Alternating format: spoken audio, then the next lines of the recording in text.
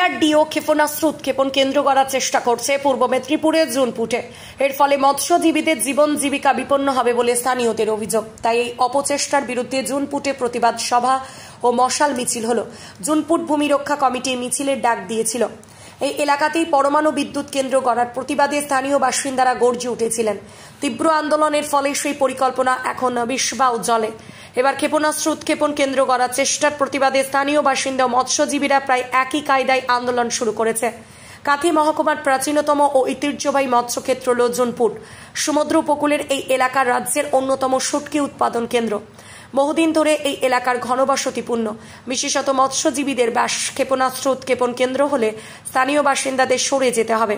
সেই সঙ্গে উপকূল লাগোয়া সমুদ্রে মাছ সেভাবে আর ধরা পড়বে না, এমন আশঙ্কাতে ভুগছেন স্থানীয় বাসিন্দা ও মৎস্যজীবীরা। তাই ডিআরডিও সিদ্ধান্তে ক্ষুব্ধ স্থানীয় বাসিন্দারা।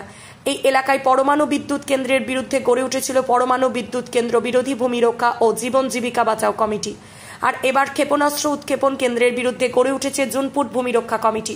এই কমিটির ডাকে ছোট থেকে বড় সকলেই এদিনের মশাল মিছিলে অংশগ্রহণ করে। আন্দোলনের চাপে পরমাণু বিদ্যুৎ কেন্দ্র এখানে অনিশ্চিত হয়ে পড়েছে। কিন্তু এবার ক্ষেপণাস্ত্র উৎক্ষেপণ কেন্দ্র বিরোধী আন্দোলনের জল কত দূর করায় সেটাই এখন দেখার। Bureau report, RK news. হ্যাঁ, আমরা বৃষ্টিতে ভেজে করেছি যে যাতে এখানে মিসাইল না হয়। মিসাইল হলে আমাদের এখানে অসুবিধা। আমাদের ঢিপা মাটি ছেড়ে আমরা কোথায় যাব, কোথায় গিয়ে দাঁড়াবো? আমরা কি পাখি নাকি যে গাছে গিয়ে বাসা করব? আমরা তো আর পাখি না, আমাদের ছোট ছোট বাচ্চা আছে, বুড়া থাড়া মানুষ আছে, আমরা নিয়ে কোথায় যাব, কোথায় থাকবো? আমরা আমাদের ঢিপে মাটি নেই।